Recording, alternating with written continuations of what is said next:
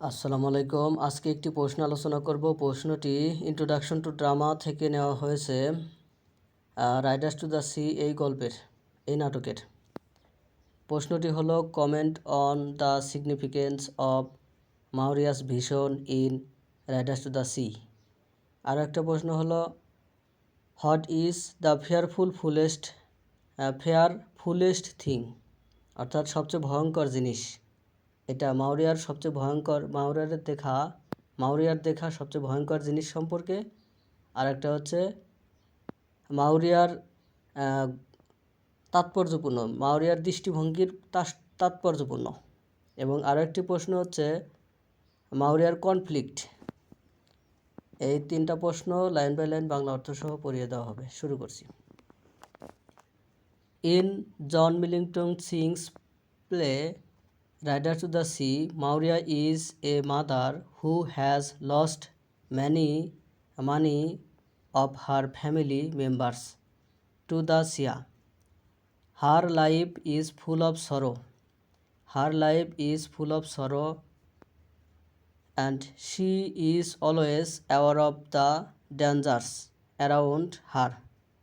One important aspect of the play is Maurya's vision.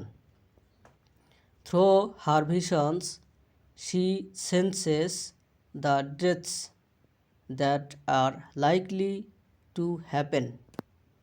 These visions are not mere dreams, they are warnings. They show Maurya's deep understanding of fate and the harsh reality of life on the Aran Islands.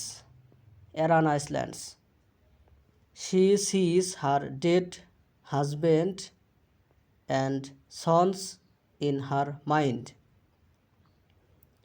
and this makes her anxious about her remaining son, Bartley. অর্থাৎ জন মিলিংটন সিং এর নাটক Riders to the সিতে মাউরিয়া হলেন একজন মা যিনি তার পরিবারের অনেক সদস্যকে সমুদ্রে হারিয়েছেন। তার জীবন দুঃখে ভরা এবং তিনি সর্বদা তার চারপাশের বিপদ সম্পর্কে সচেতন। নাটকের একটি গুরুত্বপূর্ণ দিক হলো মাউরিয়ার দৃষ্টিভঙ্গি। তার দৃষ্টিভঙ্গির মাধ্যমে তিনি সম্ভাব্য মৃত্যুগুলি অনুভব করেন। এই দর্শনগুলি কেবল স্বপ্ন নয়, এগুলি সতর্কতা। এগুলি মাউরিয়ার ভাগ্য এবং আরান দ্বীপপুঞ্জের জীবনের কঠোর বাস্তবতা সম্পর্কে গভীর ধারণা প্রকাশ করে। তিনি তার মনে তার মৃত স্বামী এবং পুত্রদের দেখেন এবং এটি তাকে তার অবশিষ্ট পুত্র বার্টলি সম্পর্কে উদ্বিগ্ন করে তোলে। Maurya's vision is closely linked to what she calls the fearfulest things. This phrase refers to the greatest fear, the loss of her last son to the sea. She feels that no human effort can stop fate. In the play, he says the fearfulest thing is seeing them die. This line shows that Maurya's inner fear is real and powerful. It is not only about physical danger but also about the emotional pain of losing loved ones. The sea represents fate itself, and Maurya's vision makes her aware that Bartley's life is in danger. অর্থাৎ মাউরিয়ার দৃষ্টিভঙ্গি সবচেয়ে ভয়ঙ্কর জিনিস দৃষ্টিভঙ্গি সবচেয়ে ভয়ঙ্কর জিনিস বলে যাকে তিনি বলেন তার সাথে ঘনিষ্ঠভাবে জড়িত। এই বাক্যাংশটি তার সবচেয়ে বড় ভয়কে নির্দেশ করে। সমুদ্রে তার শেষ পুত্রের মৃত্যু। তিনি মনে করেন যে কোনো মানুষের প্রচেষ্টা ভাগ্য থামাতে পারে না। নাটকে তিনি বলেছেন সবচেয়ে ভয়ঙ্কর জিনিস হলো তাদের মৃত্যু দেখা। এই লাইনটি দেখায় যে মাউরিয়ার ভেতরের ভয় বাস্তব এবং শক্তিশালী। এটি কেবল শারীরিক বিপদ নয়, সম্পর্ক নয়, বরং প্রিয়জন হারানোর মানসিক যন্ত্রণা সম্পর্কেও। সমুদ্র নিজেই ভাগ্যের প্রতিনিধিত্ব করে এবং মাউরিয়ার দৃষ্টিভঙ্গি তাকে সচেতন করে যে বার্টলির জীবন বিপদের মধ্যে রয়েছে। এরপরে বলা হয়েছে the significance of Maurya's vision is that is prepares her for the inevitable. It reflects her acceptance of fate and the tragic nature of life. She does not try to fight against destiny, but instead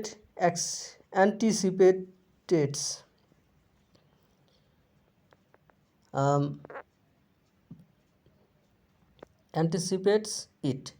This creates tension and emotional depth in the play. The audience understands the tragic reality that is family face. Mauria's vision also shows her strength as a character. Despite her fear, she continues to care for her daughters and faces life with courage. Her visions connect the past, present and future, making the theme of fate very clear. অর্থাৎ মাউরিয়ার দৃষ্টিভঙ্গির তাৎপর্য হলো এটি তাকে অনিবার্যের জন্য প্রস্তুত করে। এটি ভাগ্যের প্রতি তার গ্রহণযোগ্যতা এবং জীবনের করুণ প্রকৃতি প্রতিফলিত করে। তিনি ভাগ্যের বিরুদ্ধে লড়াই করার চেষ্টা করেন না, বরং এটির পূর্বাভাস দেন। এটি নাটককে উত্তেজনা এবং মানসিক গভীরতা তৈরি করে। দর্শকরা পরিবার যে করুণ বাস্তবতার মুখোমুখি হয় তা বোঝে। মাউরিয়ার দৃষ্টিভঙ্গি একজন চরিত্র হিসেবে তার শক্তিও দেখায়। তার ভয় সত্ত্বেও তিনি তার মেয়েদের যত্ন নিতে থাকেন এবং সাহসের সাথে জীবনের মুখোমুখি হন। তার দৃষ্টিভঙ্গি অতীত, বর্তমান এবং ভবিষ্যতের সাথে সংযোগ স্থাপন করে, যা ভাগ্যের বিষয়বস্তুকে খুব স্পষ্ট করে তোলে। Conclusion. In conclusion, Mauria's vision and the fearfulest thing are central to Riders to the Sea. They reveal her deep awareness of fate and power of the sea. Through them, John Millington Synge shows that human beings are powerless against destiny, yet they must endure their sorrow. Mauria's vision not only heightened the tragic mood, but also illustrates her wisdom and emotional strength. As the watches the sea and fears for her son, the audience sees the inevitability of loss and the courage needed to face life. অর্থাৎ উপসংহারে মাউরিয়ার দৃষ্টিভঙ্গি এবং সবচেয়ে ভয়ঙ্কর জিনিস Riders to the C এর কেন্দ্রবিন্দু। তার ভাগ্য এবং সমুদ্রের শক্তি সম্পর্কে তার গভীর সচেতনতা প্রকাশ করে। তাদের মাধ্যমে জন মিলিংটন সিং দেখায় যে মানুষ ভাগ্যের বিরুদ্ধে শক্তিহীন, তবুও তাদের দুঃখ সহ্য করতে হবে। মাওরিয়ার দৃষ্টিভঙ্গি কেবল দুঃখজনক মেজাজেই বাড়িয়ে তোলে না, বরং তার প্রতি প্রজ্ঞা এবং মানসিক শক্তিকেও চিত্রিত করে। সমুদ্রের দিকে তাকিয়ে এবং তার ছেলের জন্য ভয় পেয়ে দর্শকরা ক্ষতির অনিবার্যতা এবং জীবনে মুখোমুখি হওয়ার জন্য প্রয়োজনীয় সাহস দেখতে পায়। আরও একটি প্রশ্ন হলো, what type of conflict does Maurya face in Riders to the Sea? Riders to the সিতে মাওরিয়া কী ধরনের সংঘাতের মুখোমুখি হন? In Riders to the Sea, Maurya faces external conflict. She is in conflict with her last surviving son, Bartley, who firmly decides to go to her Galway fair to sell his horses. She tries to prevent him from going to the fair, crossing stormy sea with arguments and appels, but he does not pay any heed to his mother's interests. অর্থাৎ Riders to the সিতে মাওরিয়া ব্যবহারিক সংঘাতের সম্মুখীন হন। তিনি তার শেষ জীবিত পুত্র বার্টলির সাথে দ্বন্দ্বে লিপ্ত হন,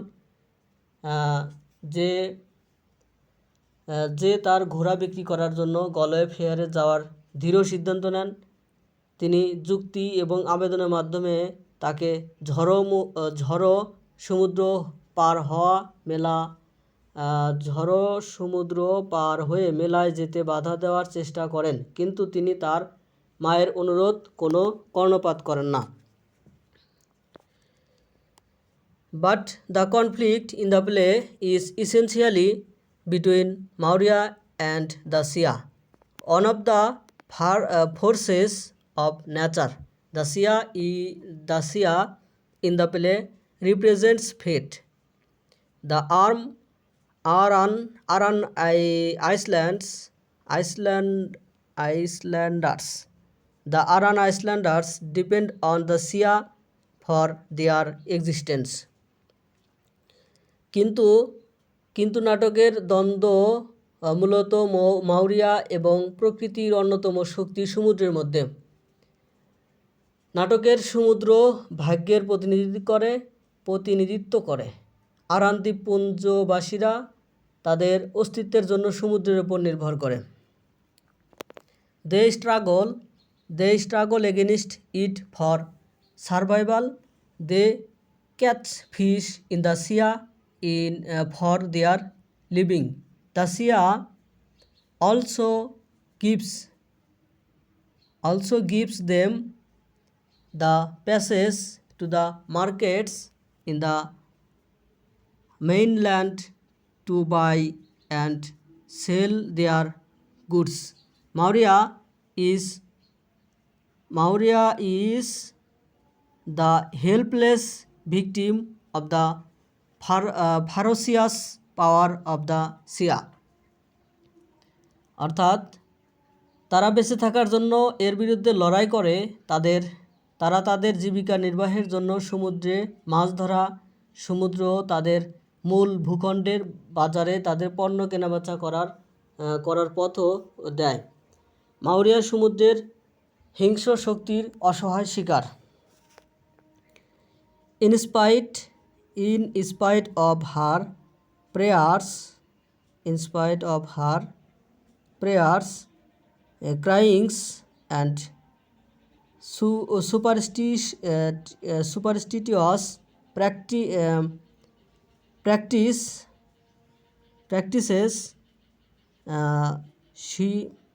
she has failed to appears the sea. It has devoured all the man flock of Maurya's family on by on for sheer pleasure. Thus, in her conflict with the Shia, she is on the receiving end. তার সমস্ত প্রার্থনা, কান্নাকাটি এবং কুসংস্কারমূলক অভ্যাস সত্ত্বেও সে সমুদ্রকে শান্ত করতে ব্যর্থ হয়েছে। এটি মাউরিয়ার পরিবারের সমস্ত পুরুষদের নিছক আনন্দের জন্য একে একে গ্রাস করে। এইভাবে সমুদ্রের সাথে তার দ্বন্দ্বে এবং পরিণতির মুখোমুখি হয়। ধন্যবাদ সাথে থাকার জন্য। ভিডিও কেমন লাগলো সেটা কমেন্টে জানাবেন এবং কোন কোন টপিকে ভিডিও দিলে ভালো হয় সেটা কমেন্টে জানাবেন এবং লাইক কমেন্ট শেয়ার করতে ভুলবেন না।